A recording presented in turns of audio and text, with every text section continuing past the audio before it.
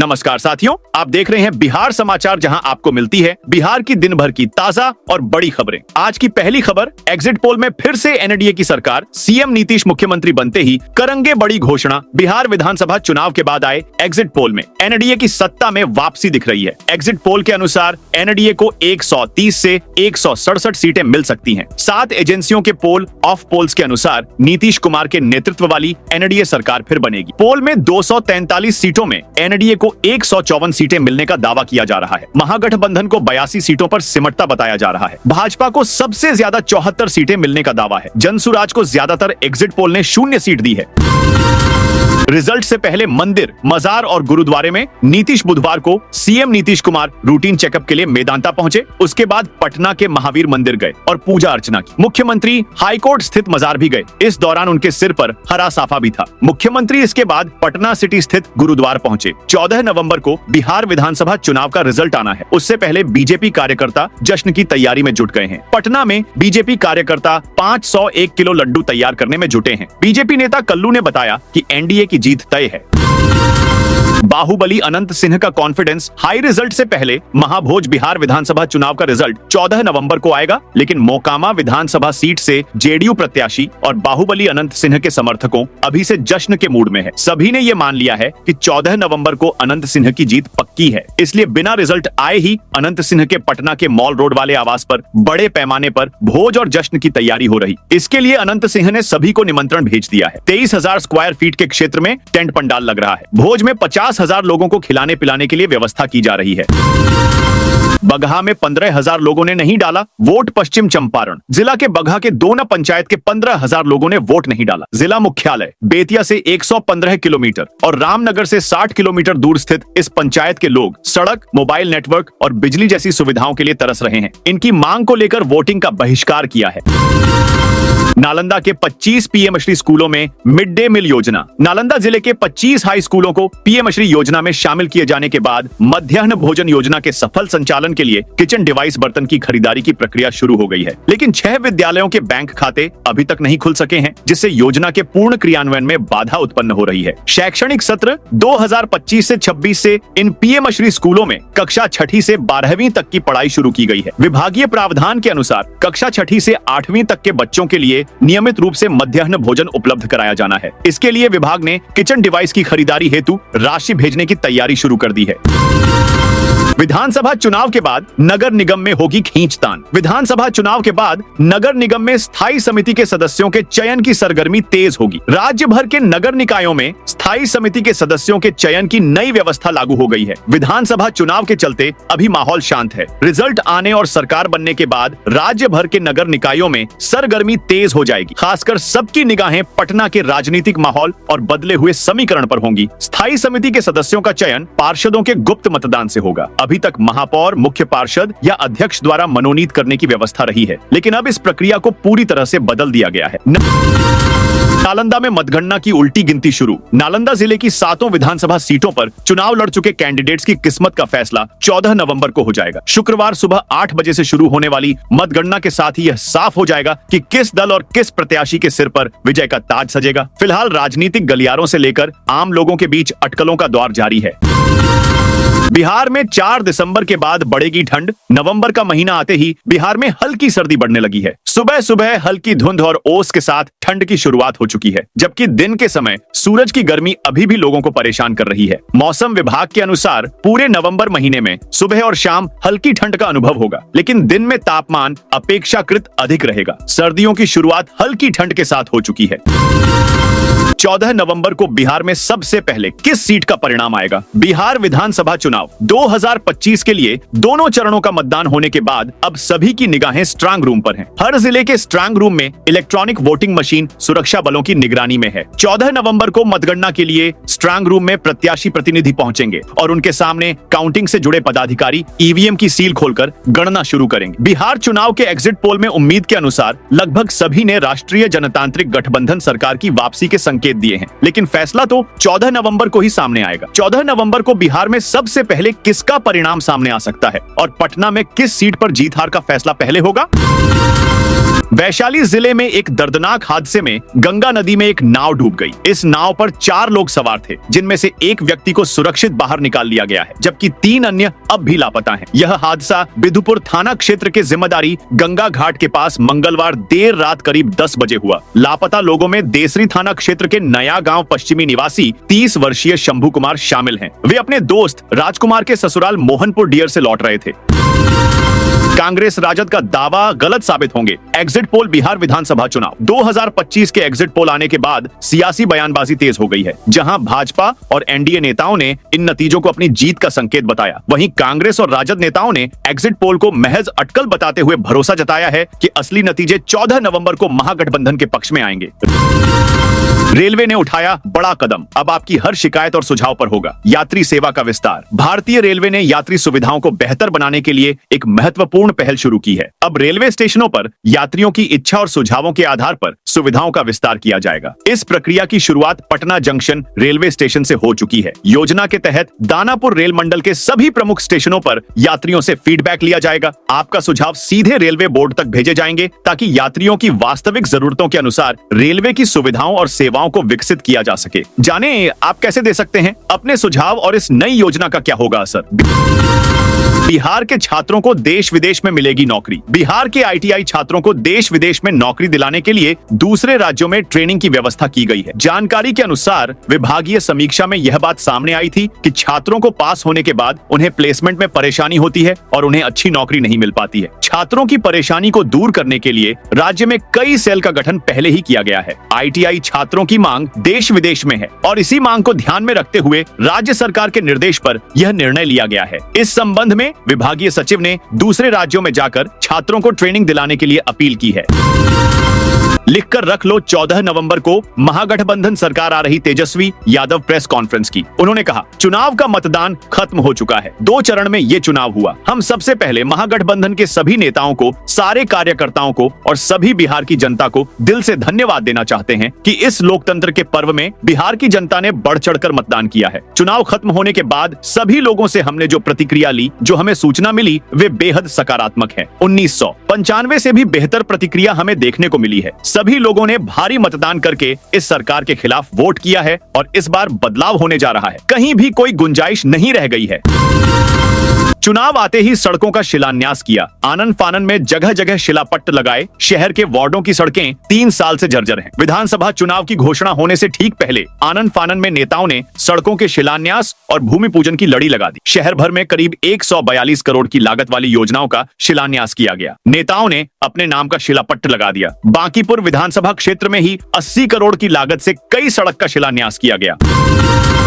Exit poll के नतीजे सही साबित हुए तो मल्लाह का बेटा नहीं बनेगा डिप्टी सीएम। बिहार विधानसभा की सभी 243 सीटों पर 2 चरणों में वोटिंग खत्म हो गई। इसके बाद एग्जिट पोल्स जारी किया गया। एग्जिट पोल्स में एनडीए एनडीए की वापसी के संकेत मिल रहे हैं। 11 नवंबर 2025 दिन मंगलवार को कई एजेंसियों की तरफ से जारी किए गए एग्जिट पोल्स के अनुसार राज्य में एक बार फिर नीतीश कुमार के नेतृत्व वाले एनडीए गठबंधन की सरकार बन सकती है। अधिकांश एग्जिट पोल में एनडीए को 133 से लेकर 160 सीटों तक का मजबूत अनुमान दिया गया है। वहीं महागठबंधन 73 से 103 सीटों के बीच सिमटता हुआ दिख रहा है। अगर ये एग्जिट पोल्स सही साबित हुए तो मल्लाह का बेटा डिप्टी सीएम नहीं बन पाएगा। मतगणना केंद्र के साथ शहर की भी सुरक्षा संभालेंगे। अर्धसैनिक बल विधानसभा चुनाव के दोनों चरणों का मतदान होने के बाद एएन कॉलेज स्थित मतगणना स्थल की सुरक्षा बढ़ा दी गई है। मंगलवार को डीएम डॉक्टर त्यागराजन एसएम ने एएन कॉलेज का निरीक्षण कर सुरक्षा व्यवस्था का जायजा लिया। मतगणना की तैयारी की समीक्षा की। पटना जिले की 14 विधानसभा सीटों के 5677 बूथों की पोल ईवीएम को यहां वज्रगृह में रखा गया है। एग्जिट पोल से भी आगे जाएगा हमारा आंकड़ा। बिहार विधानसभा चुनाव में एग्जिट पोल के मुताबिक एनडीए को स्पष्ट बहुमत मिलता नजर आ रहा है। इस पर दरभंगा से बीजेपी प्रत्याशी संजय सरावगी ने कहा कि जो आंकड़े सामने आ रहे हैं, वास्तविक परिणाम उससे भी आगे जाने वाले। दरभंगा सहित पूरे बिहार में जनता ने विकास और सुशासन के पक्ष में मतदान किया है। बिहार की महिलाओं ने एक बार फिर मुख्यमंत्री नीतीश कुमार और प्रधानमंत्री नरेंद्र मोदी के नेतृत्व में भरोसा जताया है। बहनों और बेटियों ने जिस उत्साह से मतदान किया है, वह बताता है कि वे सुशासन, सुरक्षा और विकास की निरंतरता चाहती हैं। उनका यह विश्वास एनडीए के लिए प्रचंड बहुमत में बदलने वाला है।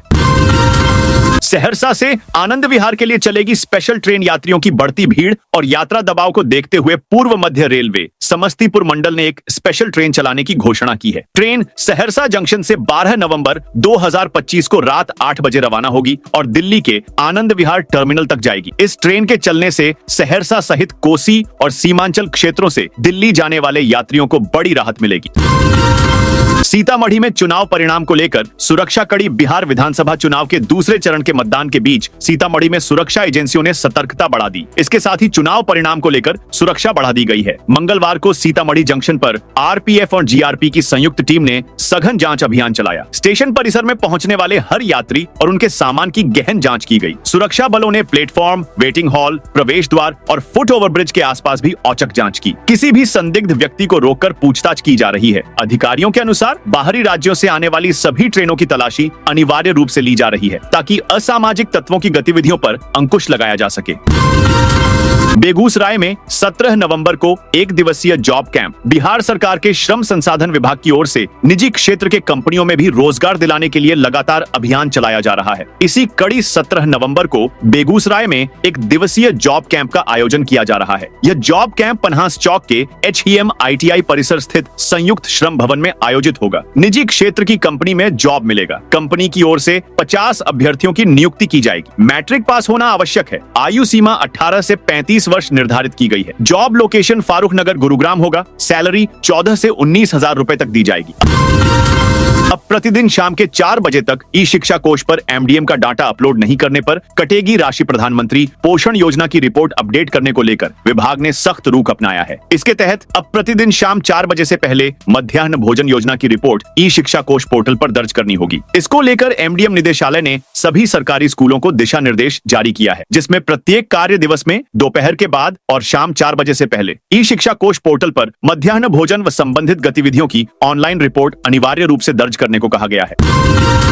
13 दिसंबर को राष्ट्रीय लोक अदालत लगेगी। राष्ट्रीय विधिक सेवा प्राधिकरण एवं बिहार राज्य विधिक सेवा प्राधिकरण के निर्देश पर 13 दिसंबर को राष्ट्रीय लोक अदालत का आयोजन होगा, जिसकी सफलता सुनिश्चित करने के लिए जिला विधिक सेवा प्राधिकार के तत्वावधान में बैठक का आयोजन किया गया। अध्यक्षता जिला विधिक सेवा प्राधिकार के अध्यक्ष सह प्रधान जिला एवं सत्र न्यायाधीश आशुतोष कुमार झा ने। इस अवसर पर व्यवहार न्यायालय के सभी न्यायिक पदाधिकारियों ने भाग लिया। बैठक में निर्णय लिया गया कि अधिक से अधिक सुलहनीय वादों की पहचान कर उन्हें लोक अदालत के माध्यम से निष्पादित किया जाए ताकि वादकारियों को शीघ्र एवं सुलभ न्याय मिल सके।